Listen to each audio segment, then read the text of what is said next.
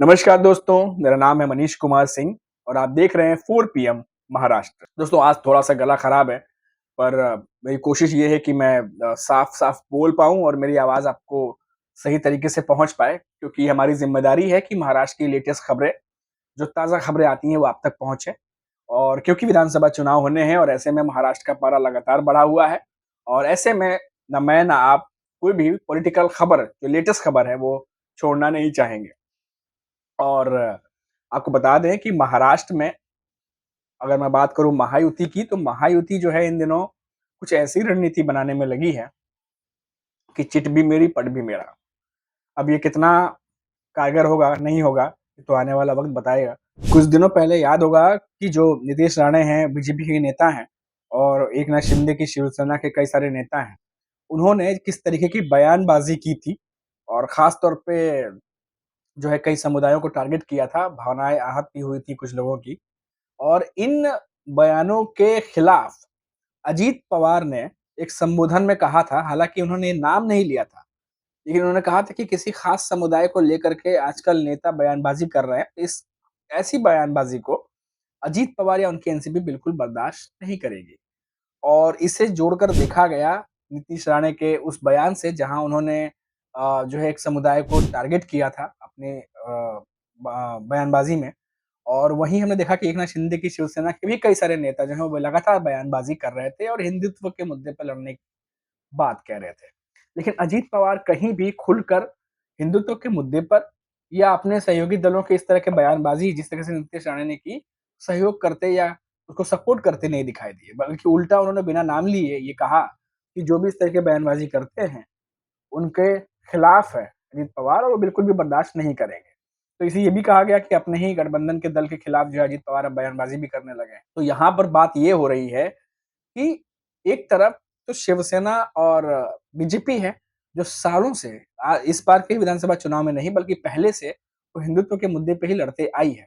और क्योंकि वो इसी मुद्दे पर लड़ी है, तो इसीलिए वो इस तरह के बयानबाज़ी कर रहे हैं फिर से।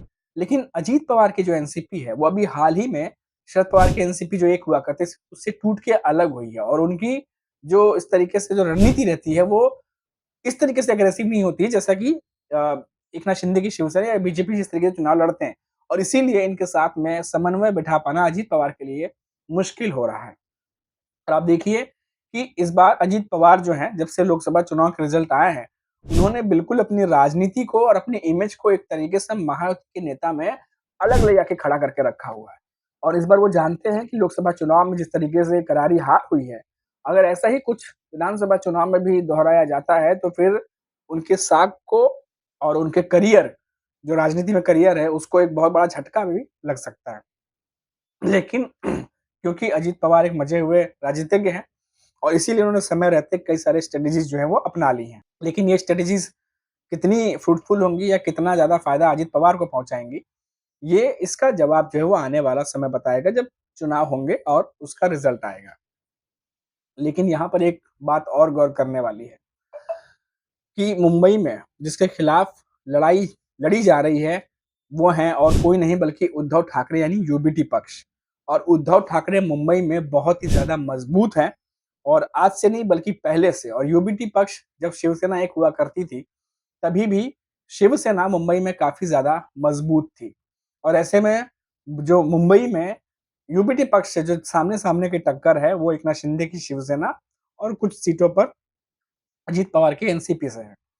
और अब देखना होगा कि मुंबई में, क्योंकि ये पहली बार विधानसभा चुनाव है, जब इतनी पार्टियाँ टूटी हैं, नेता दल-बदल हुए हैं, यहाँ से वहाँ हुए हैं, तो अब वो क्लियर इमेज नहीं रह गई है जो पहले हुआ करती थी, कि शरद पवार की एनसीपी, कांग्रेस एक अलग आइडियोलॉजी हुआ करती थी और शिवसेना और बीजेपी एक अलग आइडियोलॉजी हुआ करती थी। अब जो है वो महाराष्ट्र की राजनीति में खिचड़ी पकी हुई है और ये खिचड़ी पकने की वजह से ही अब महाराष्ट्र में जो चुनावी लड़ाई है वो चेहरे पर है। एक तरफ शरद पवार हैं, एक तरफ उद्धव ठाकरे हैं, एक तरफ देवेंद्र फडणवीस हैं, एकनाथ शिंदे हैं।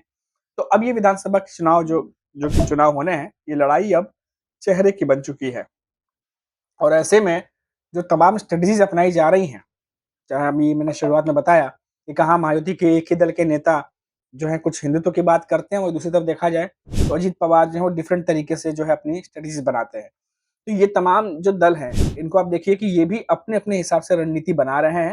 हालाँकि रणनीति बनाने दीजिए, लेकिन कितना फ़ायदा पहुँचाएगा इनकी ये रणनीति और कितना जनता के दिलों को जीतने में कौन कामयाब होगा और रणनीति बनाने में जो कामयाबी है वो तो अलग बात है। रणनीति चाहे जितनी बना लीजिए, कहने की बात वही है कि फिर अंत में जीत तभी होती है जब आप जनता का दिल जीतते हैं। और देखना होगा कि आने वाले समय में जनता का दिल कौन जीतता है और इस बार महाराष्ट्र की जनता किस पर भरोसा जताती है। अभी के फिलहाल इतना ही, फिर लौटेंगे तो बात करेंगे महाराष्ट्र की किसी बड़ी खबर पर। तब तक आप देखते रहिए 4 पीएम महाराष्ट्र और मुझे इजाज़त दीजिए। नमस्कार।